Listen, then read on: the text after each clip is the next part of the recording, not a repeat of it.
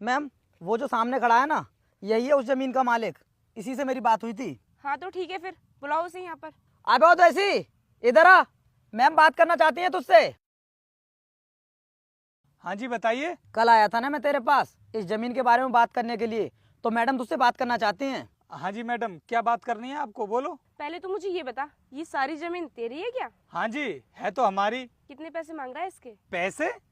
मतलब मैं कुछ समझा नहीं। अरे तू बोल रहा था ना कि तुझे ये सारी जमीन बेचनी है, बता कितने पैसे लेगा इसके। अरे मैंने कब कहा तुमसे कि मुझको अपनी जमीन बेचनी है? मैंने तो कभी नहीं कहा। अरे कल जब मैं तेरे पास आया था तब तो तू बोल रहा था कि तुझे ये जमीन बेचनी है, अब मना क्यों कर रहा है? मुझे लगता है आपको ना कोई गलतफहमी हो गई है। मैंने कभी नहीं कहा था आपसे कि मुझको ये अपनी जमीन बेचनी है। जब कल आप मेरे पास आए थे ना, तब आप मुझसे पूछ रहे थे कि भाई साहब इस जमीन का मालिक कौन है और ये कितनी जमीन है, इसके बारे में बताया था मैंने आपको। मुझे क्या पता था कि आप जमीन खरीदने के बारे में मुझसे पूछ रहे हो। अरे मैं भला अपनी जमीन क्यों बेचूंगा? मैं तो अपनी जमीन में खेती बाड़ी करता हूँ।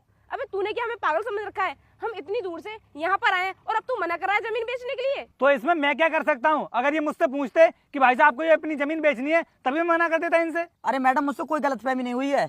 इसने कहा था मुझसे जमीन बेचने के लिए, अब ये मना कर रहा है, तो फिर मैं क्या करूं? वीर, तुमने इससे सही से बात नहीं की थी क्या? अरे मैडम, झूठ बोल रहा है ये। देखो, इससे तुम्हारी जो भी बात हुई हो उसे छोड़ो, लेकिन अब तुम मुझे ये बताओ, तुम अपनी इस जमीन के कितने पैसे मांग रहे हो? क्योंकि हमें ये जमीन खरीदनी है। अरे इतनी देर से मैं आपसे कुछ और बके जा रहा हूँ क्या, जो फिर से वही बात कर रहे हो? जब मैंने आपसे मना कर दिया कि मुझे अपनी ये जमीन नहीं बेचनी है, तो बेवजह आप लोग मेरे पीछे क्यों पड़ रहे हो? जाओ आप लोग यहाँ से। तू टेंशन मत ले, तेरी इस जमीन को हम कम पैसों में नहीं खरीदेंगे। जितने पैसों की जमीन है उससे डबल कीमत देंगे। अरे तो मैडम, आप ये पैसों का लालच किसे दे रही हो? मैंने आपसे कहा है कि आप मुझे ज्यादा पैसे दे दो, उसके बाद मैं आपको अपनी जमीन बेच दूंगा। जब मैंने आपसे बोल दिया कि मैं अपनी जमीन किसी भी कीमत पर नहीं बेचूंगा, तो आप बेवजह मेरे पीछे क्यों पड़े जा रही हो? आपको शायद पता नहीं है, ये जो जमीन है ना, हमारे पूर्वजों की है और उसी टाइम से हम इस जमीन को करते आ रहे हैं और हमारी कई सारी पीढ़ियां निकल गई इस जमीन में खेतीबाड़ी करते करते। तो आपको क्या लगता है कि हम इस जमीन को बेच देंगे? मैडम कुछ भी हो जाए, लेकिन हम ना इस जमीन को किसी भी कीमत पर बेचने वाले नहीं है। देख,